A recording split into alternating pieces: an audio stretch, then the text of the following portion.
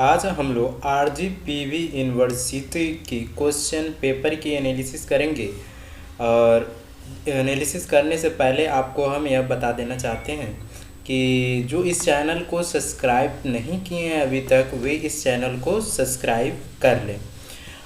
उससे बड़ी इन्फॉर्मेशन आपको हम यह देने चाहते हैं कि जैसे कि इस चैनल का जो फाउंडर और सीईओ खुद मैं हूं, Prabhakar Kumar Rao, experts in chemistry, and the co founder Aman Singh from NIPER Hyderabad और एक्सपर्ट्स इन मेडिसिन केमिस्ट्री।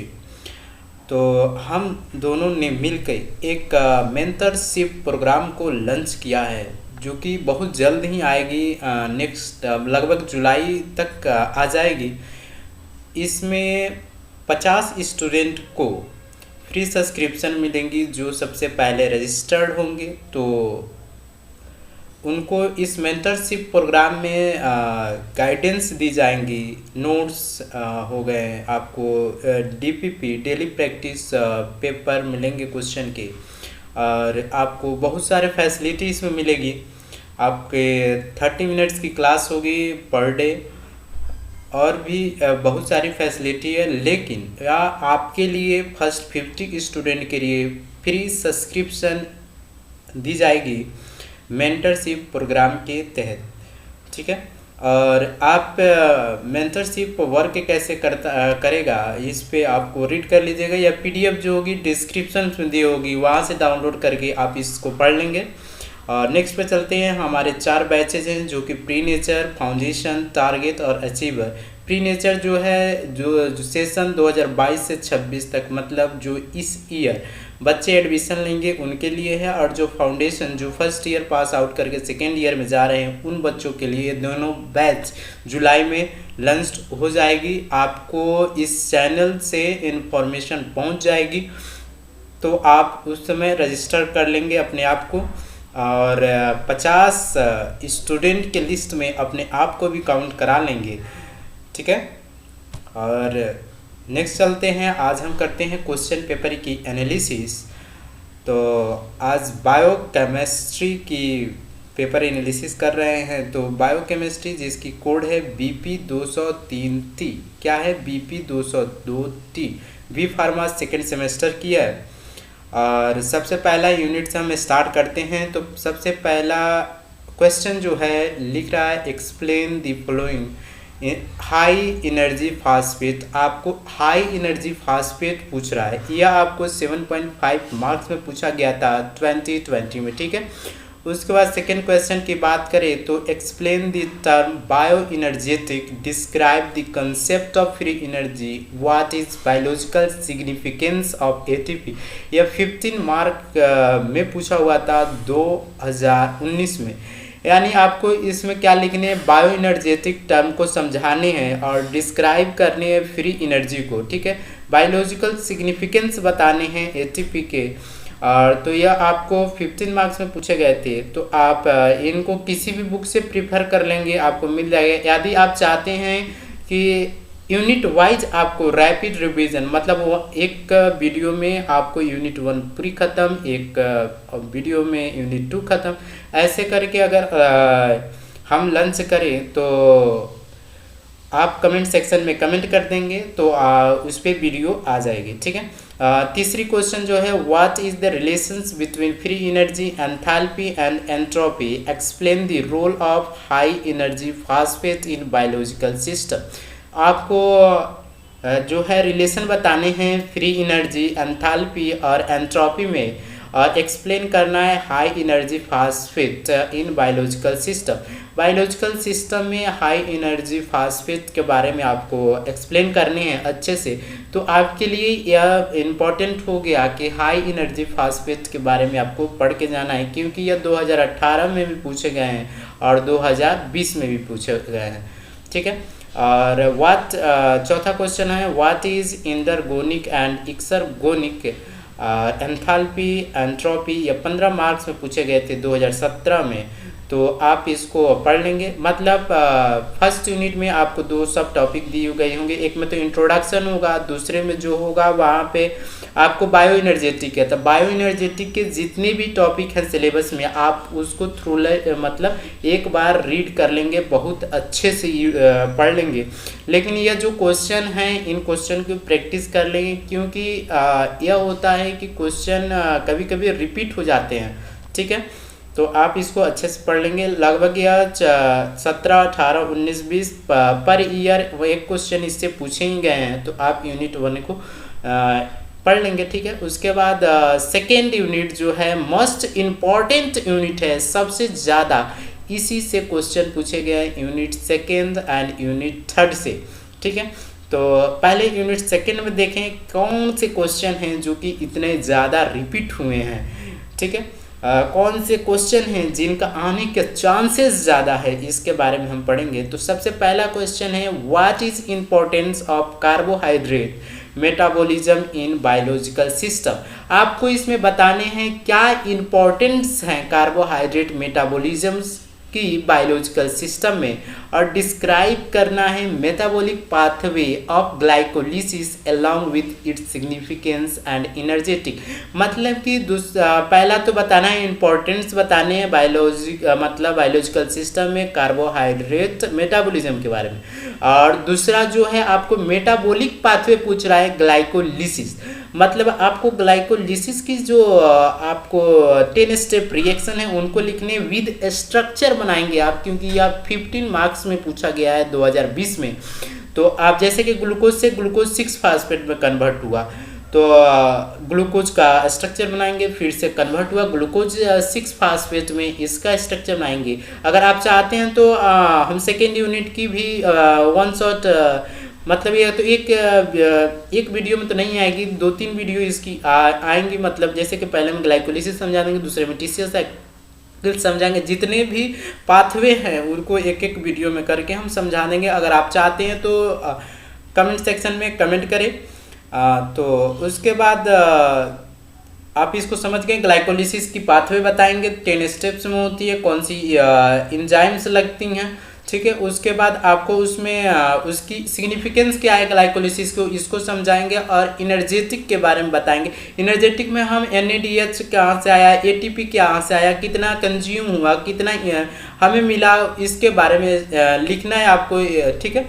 दूसरे नंबर में क्वेश्चन में कहें तो इसमें पूछा है ऑक्सीडेटिव फास्फोराइलेशन और सबस्ट्रेट लेवल फास्फोराइलेशन में डिफरेंस क्या है। तो क्वेश्चन आपको है how oxidative phosphorylation is different from substrate level of phosphorylation. आपको ऑक्सीडेटिव फास्फोराइलेशन जो है कैसे डिफरेंट है सबस्ट्रेट लेवल फास्फोराइलेशन को, इसको समझाने हैं।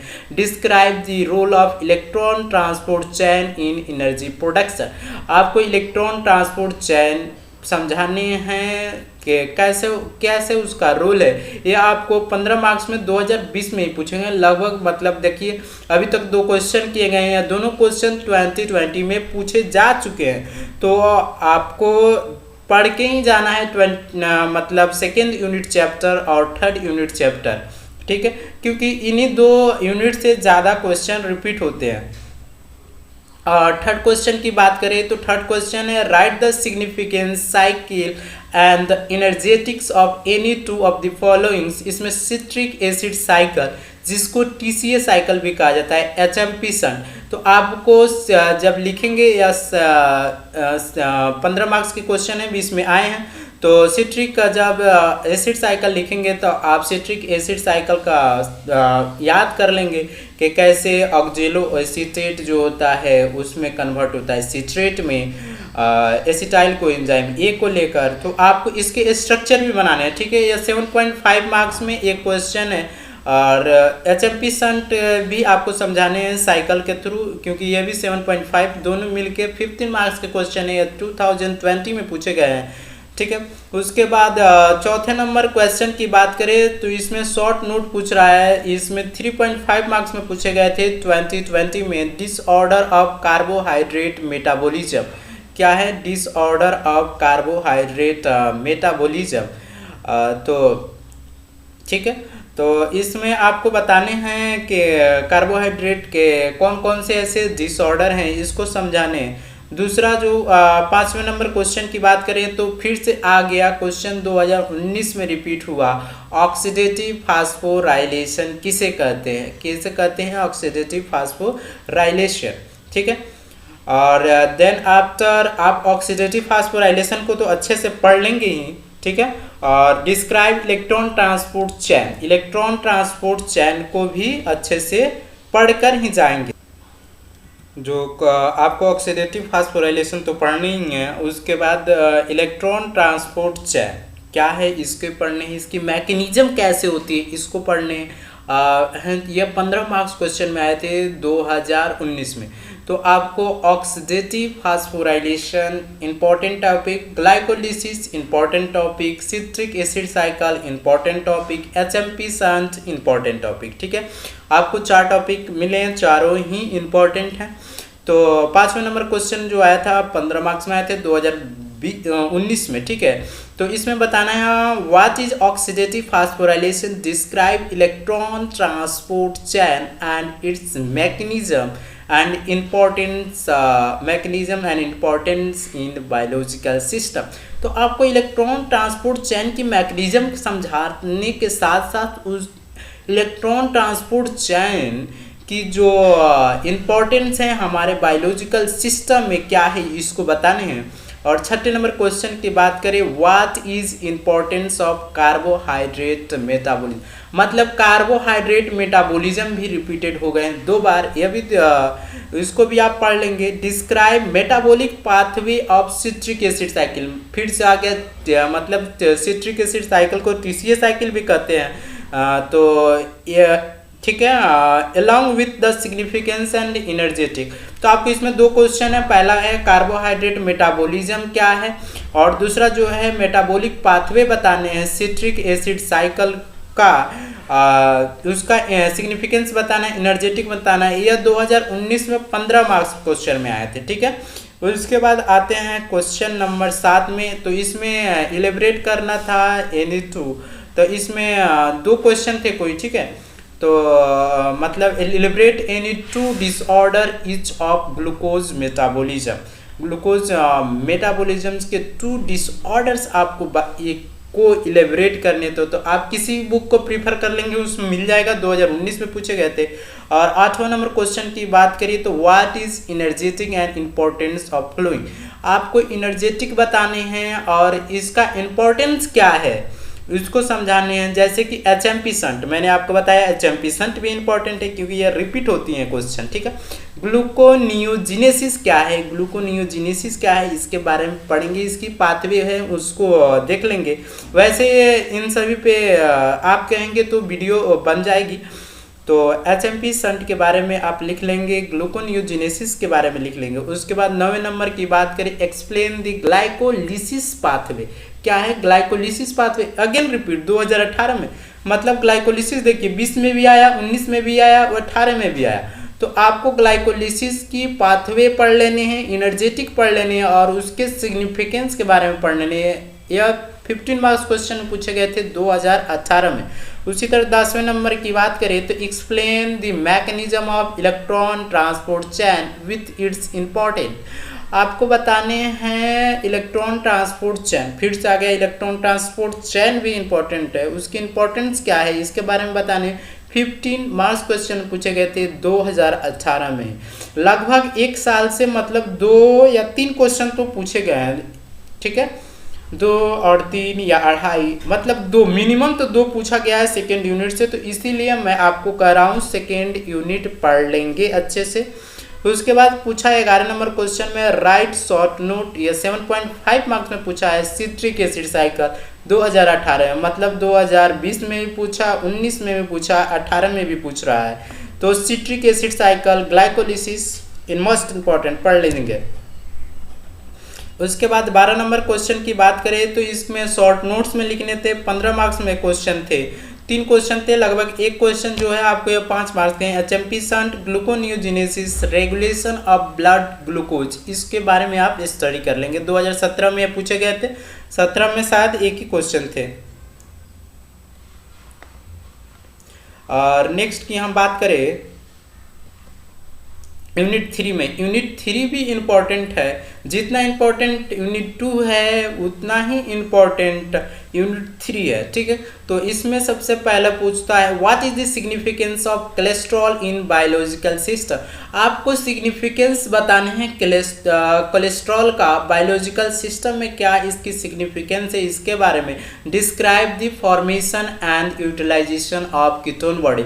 आप कीटोन बॉडीज जो है उसको तो पढ़ लेंगे अच्छे से, कीटोन बॉडीज कैसे फॉर्म होती हैं, कैसे यूटिलाइज होती हैं। यह 15 मार्क्स में पूछा गया था 2020 में, मतलब आप राइट डाउन कर ले कि कीटोन बॉडीज जो है वह इम्पोर्टेंट क्वेश्चन है, क्योंकि कीटोन बॉडीज क्वेश्चन तो फॉर्मेशन पूछता है, कभी यूटिलाइजेशन पूछता है, कभी शॉर्ट नोट पूछता है कीटोन बॉडीज के बारे में, तो ये इंपॉर्टेंट है, इस पे स्टार मार्क लगा लेंगे। और दूसरे नंबर क्वेश्चन की बात करें यूनिट 3 से, तो राइट द सिग्निफिकेंस साइकिल और energetic of the following beta oxidation of saturated fatty acid. तो आपको फैटी एसिड की बीटा ऑक्सीडेशन बतानी है, मतलब मेटाबॉलिज्म के बारे में इसके बताने हैं फैटी एसिड की। तो हमारे सिलेबस में पाल्मेटिक एसिड ही दिए हैं, उसका एग्जाम्पल दे के ही आप स्टेप से आगे समझाते जाएंगे। आप इसको पढ़ लेंगे, अच्छे से पढ़ लेंगे, क्योंकि beta oxidation of saturated fatty acid जो क्वेश्चन है यह बहुत ज़्यादा रिपीटेड क्वेश्चन है, तो आप इसको अच्छे से पढ़ लेंगे। तीसरी नंबर क्वेश्चन की बात करें तो शॉर्ट नोट में पूछा था यूरिया साइकिल 7.5 मार्क्स में, मतलब कि इस यूनिट से आपको अभी तक तो कीटोन बॉडीज इंपॉर्टेंट मिली, दूसरी जो है beta oxidation of fat saturated fatty acid मिले, और तीसरा जो है यूरिया साइकिल इंपॉर्टेंस है, ठीक है। आप तीनों पर स्टार मार्क कर लेंगे, ठीक है। उसके बाद राइट शॉर्ट नोट पूछे गए थे 3.5 मार्क्स में, इसमें बताने थे डिसऑर्डर ऑफ लिपिड मेटाबॉलिज्म। आपको डिसऑर्डर बताने थे लिपिड मेटाबॉलिज्म का, मतलब 2020 में देख रहे हैं कि पहला क्वेश्चन भी 2020 का है, दूसरा भी 2020 का है, तीसरा भी 2020 का है, चौथा, मतलब यह क्वेश्चन के जो 7.5 मार्क्स होते हैं ना, इसके साथ दूसरा भी कोई क्वेश्चन होता है, तो यह मतलब 7.5 मार्क्स मतलब क्वेश्चन इससे आए ही हैं, ऐसा नहीं है कि इससे क्वेश्चन नहीं आए हैं, लगभग एक क्वेश्चन, 1.5 क्वेश्चन, 2 क्वेश्चन इससे पूछे ही गए हैं। और 5वें नंबर क्वेश्चन की बात करें तो इसमें पूछता है what is the importance of lipid metabolism in biological system.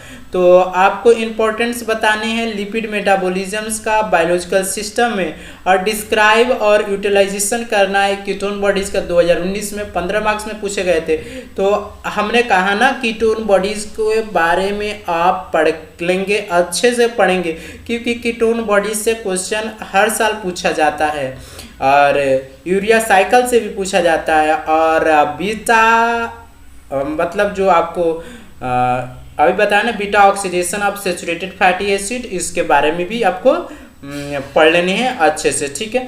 तो उसके बाद 6 नंबर क्वेश्चन की बात करें तो यह 15 मार्क्स में पूछे गए थे, इसमें 2 क्वेश्चन थे, मतलब 7.5 मार्क्स के पर क्वेश्चन थे ए और बी। तो यूरिया साइकिल आया था, यूरिया साइकिल जब 7.5 मार्क्स में पूछ रहा है तो आपके इसको स्ट्रक्चर के साथ बना के समझाएंगे यूरिया साइकिल क्या होता है, इससे क्या मतलब रिलीज आउट होता है, आप इसको अच्छे से समझा देंगे, ठीक है। उसके बाद जनरल रिएक्शन बताने हैं एमिनो एसिड मेटाबॉलिज्म्स को, यह किसी बुक में प्रिपेयर कर लेंगे, यह टॉपिक मिल जाएगी आपको।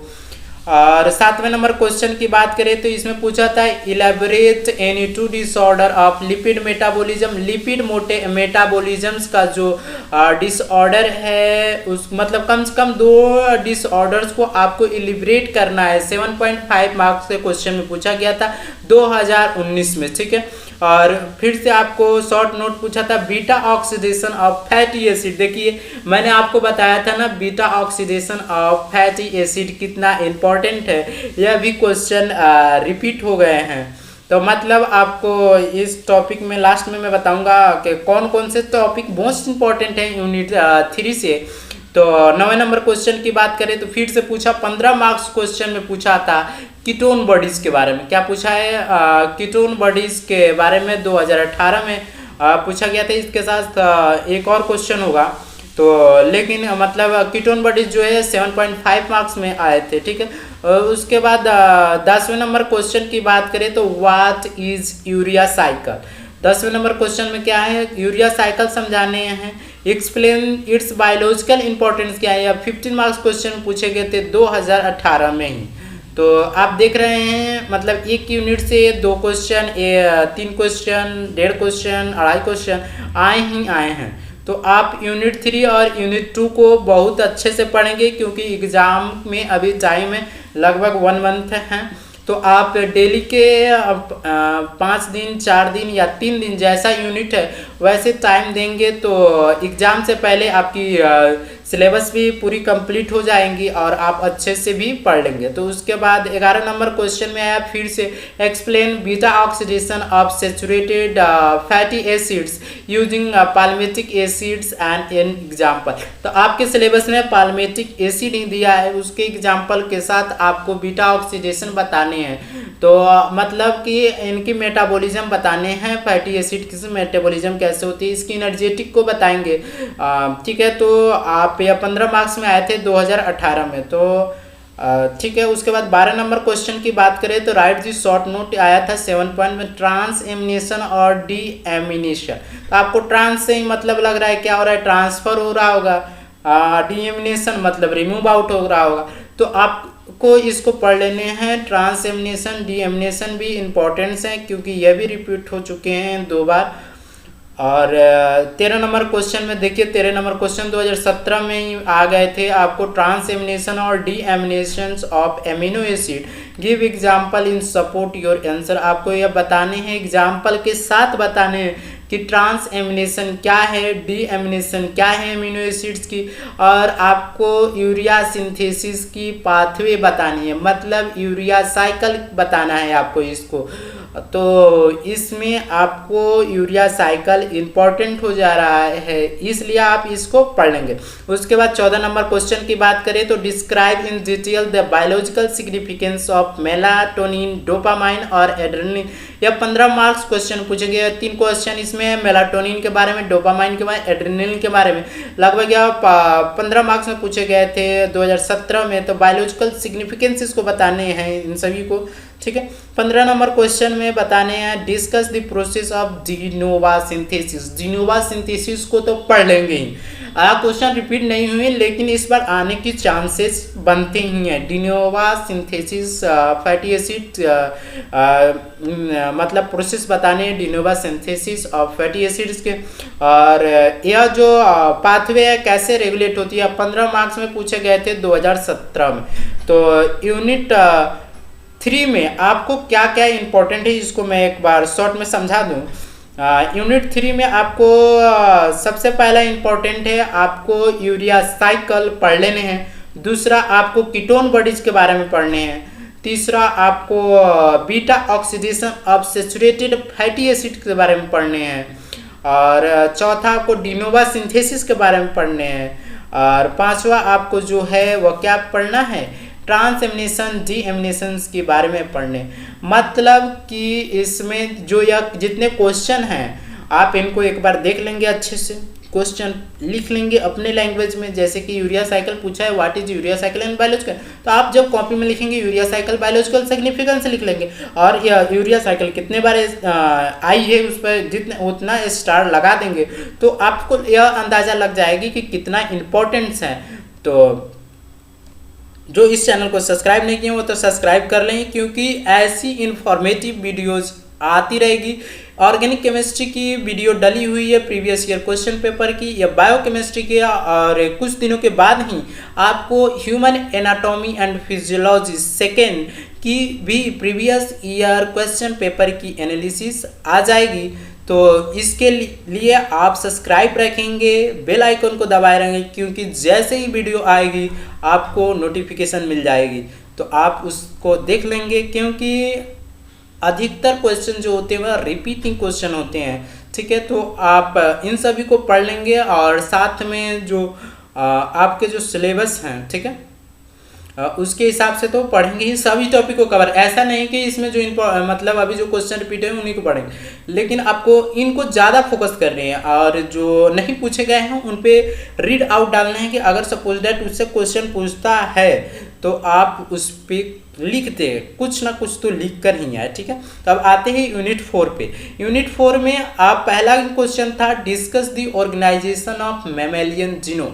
तो आपको इसमें मैमेलियन जीनोम के बारे में कैसे ऑर्गेनाइज है इन सभी के बारे में लिखने, और सेमी कंजर्वेटिव मॉडल्स के बारे में बताने, मतलब डीएनए की जो सेमी कंजर्वेटिव मॉडल होती है इसके बारे में बताने। ये 15 मार्क्स में आए थे 2020 में।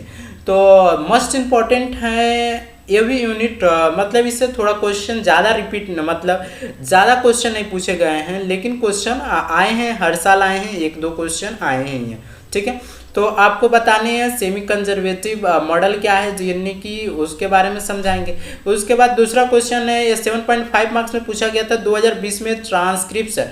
तो आप सेंट्रल डोगमा के बारे में जानते ही होंगे, जैसे कि डीएनए से डीएनए बनता है उसको क्या कहते हैं, रेप्लिकेशन कहते हैं। डीएनए से प्रोटीन, आरएनए बनता है, आरएनए से प्रोटीन बनता है। तो आप जब डीएनए से आरएनए बनता है तो उसको क्या कहते हैं, ट्रांसक्रिप्शन कहते हैं, और आरएनए से प्रोटीन बनता है उसको क्या कहते हैं, ट्रांसलेशन कहते हैं, ठीक है। तो आप ट्रांसक्रिप्शंस के बारे में अच्छे से पढ़ लेंगे, क्योंकि ये 7.5 मार्क्स के क्वेश्चन पूछे गए थे 2020 में ही। उसके बाद थर्ड क्वेश्चन की बात करें तो right short notes of any two following DNA replication, मतलब मैंने बताया ना डीएनए से डीएनए कैसे बनता है, तो आपको इसको समझाने हैं। इसके बाद पहले आप डीएनए के स्ट्रक्चर बता लेंगे, उसकी कौन टाइप्स बता लेंगे, डीएनए के स्ट्रक्चर किसने दिया था, और डीएनए कैसे रेप्लिकेट करता है इसके बारे में आप समझा देंगे। उसके बाद जेनेटिक कोड्स होते हैं, हमारे पास टोटल 64 जेनेटिक्स कोड है, उसमें कुछ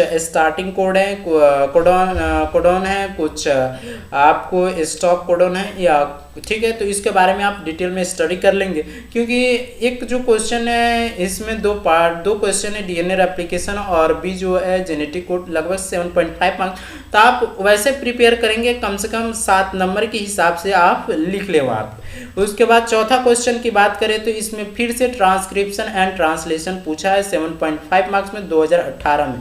तो 2018 में ही आपको पूछे गए हैं, 2020 में 2 क्वेश्चन पूछे गए हैं, 2019 में एक ही क्वेश्चन आए हैं जिसमें 2 क्वेश्चन हैं, और चौथे 2018 में पूछे गए हैं ट्रांसक्रिप्शन एंड ट्रांसलेशन, उसको बता देंगे। उसके बाद 5वें नंबर में फिर से आया semi conservative model of DNA replication, आपको सेमी कंजर्वेटिव मॉडल बताने हैं, ठीक है। और इसको हम सेमी कंटिन्यूअस क्यों कहते हैं, 15 मार्क्स में आए थे 2018 में।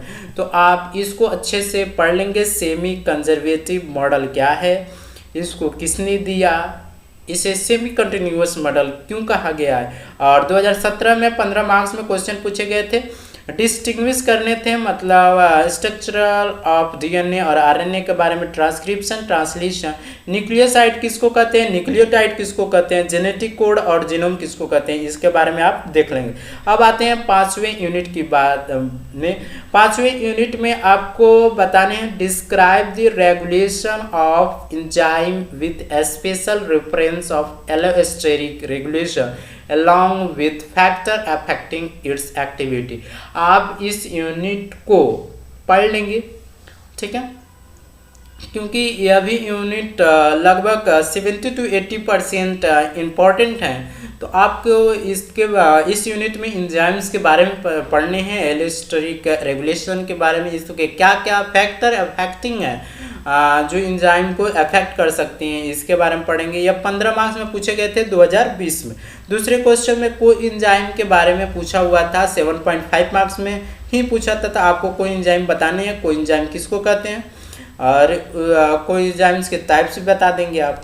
उसके बाद थर्ड क्वेश्चन के राइट दी शॉर्ट नोट्स बताने हैं 7 एंजाइम। अब तो इसमें शॉर्ट नोट पूछ दिया, अब एंजाइम डाल दिया तो पूरी चैप्टर ही एंजाइम है, तो आप उसमें बता देंगे एंजाइम की टाइप्स, और जो इसकी क्लासिफिकेशन है उसके बारे में समझा देंगे। उसके बाद चौथे क्वेश्चन में what is enzyme induction repressions allosteric regulation. तो आपको enzyme induction repression allosteric regulation क्या है इसको बताएंगे, सुटेबल एग्जाम्पल के साथ इसको समझाते जाएंगे, और माइकलिस प्लॉट, एक ग्राफ होगी, एक इक्वेशन होगी, उसको तो पढ़ लेंगे ही, मोस्ट इम्पॉर्टेंट है। माइकलिस प्लॉट जो ग्राफ है, उसकी इक्वेशंस भी हैं, तो इक्वेशन को आप अच्छे से पढ़ लेंगे, उसकी ग्राफ जो है उसको पढ़ लेंगे। यह 2017 में पूछे गए थे 15 मार्क्स में, ठीक है। और पांचवें क्वेश्चन की बात करें तो नोमेनक्लेचर बताने हैं, IUB क्लासिफिकेशन बताने हैं एंजाइम्स के, और डिस्कस करने हैं therapeutic application of enzymes and iso enzyme. तो यह 15 मार्क्स में 2017 में ही पूछे गए थे। तो आप यह यूनिट जो है लगभग 70 to 80% ही इम्पोर्टेंट है। तो आप इसको अगर 4 यूनिट अच्छे से तैयार करके जा रहे हैं तो इसमें जो है आप थोड़ा सुपरफिशियल भी पढ़ेंगे तो काम चल सकता है, ठीक है।